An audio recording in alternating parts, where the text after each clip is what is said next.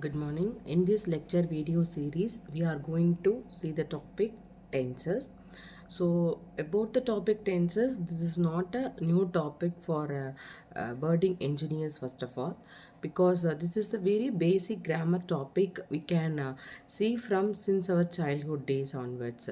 Even nowadays, kids, those who are studying in the first and second standard, they are started learning this topic from the very beginning age itself.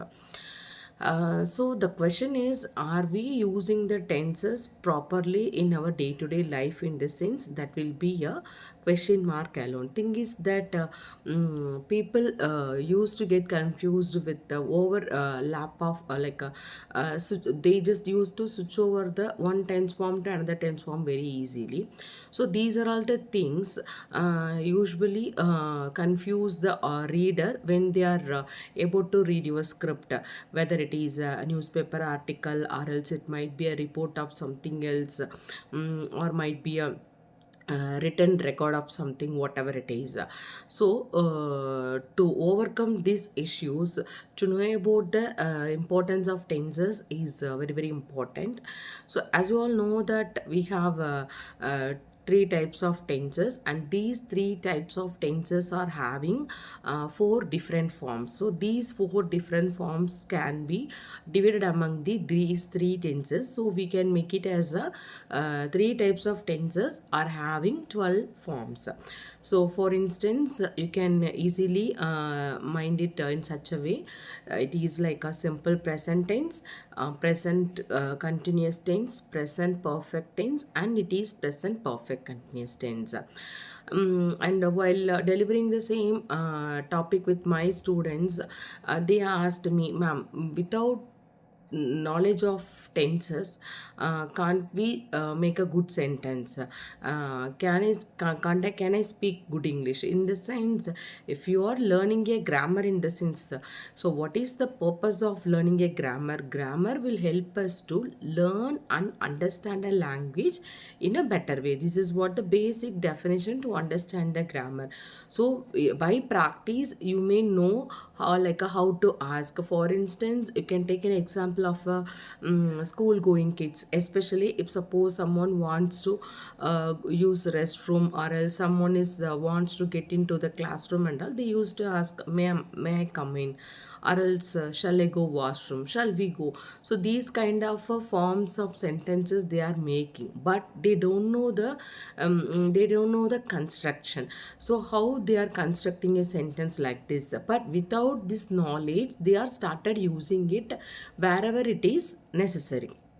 So grammar is a tool which help you to make a proper sentence structure, and it helps you to understand the language in a better way. So here we talked a lot about the basics of grammar and basics of tenses too. So we'll see the rest of the part detailed in the upcoming slides. So next thing is that so as I told you earlier, we have three types of tenses, such as present, past, and future tense, and these three tense forms are having four different forms.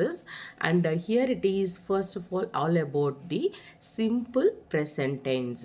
So what is known as simple present tense? So simple present tense can be defined as things which is happening, and also you can use simple present tense to talk about the habitual actions of an individual, and to talk about scientific truth, things which it is not change, something like a constant result and all, there you can use the simple present tense.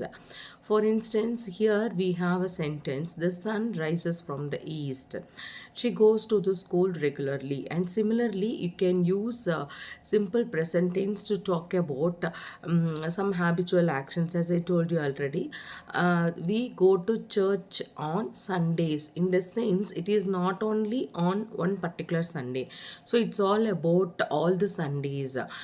So habitual action in the sense, it might be the thing which is going to happen very often.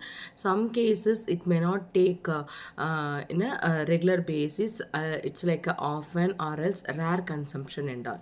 So next thing what we are going to see is present continuous tense. So present continuous tense. To make this, we need a sentence structure: subject plus am, is, or plus base verb plus ing. In this sense, for instance, this particular tense form help us to convey the meaning of the progress of action at the time of speaking. For instance, they are playing cricket in the ground and Roja is watching TV. So here I am using the helping verb which is based on the subject of a sentence. So in both the sentence you may identify that if my subject is plural, I just go with the plural form of a helping verb. At the same time, if my subject is a singular person, I gonna use only the singular form of a verb along with the present participle structure plus object. So whenever you want to convey something the action is ongoing or else progressing in the sense, there you can use the present continuous structure. So next we are going to define about the present perfect tense. So here I have given the rules for present perfect tense. In the sense, for making a sentence structure, there we need a support of subject. Has or have can be used in a place of present perfect tense plus the past participle form. So hope you know that whenever you are writing something along with the verb with has or have in the sense, there you are supposed to use only the past participle structure.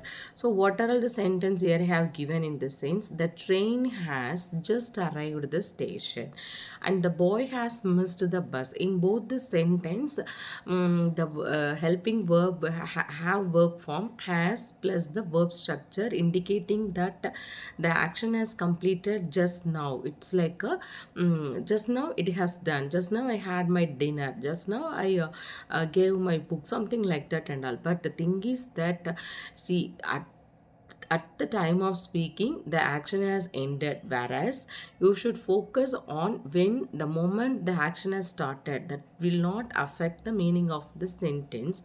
Instead we are focusing only on the end result of the action. So that's why we can call it as a present perfect tense, completeness of an action at the time of speaking.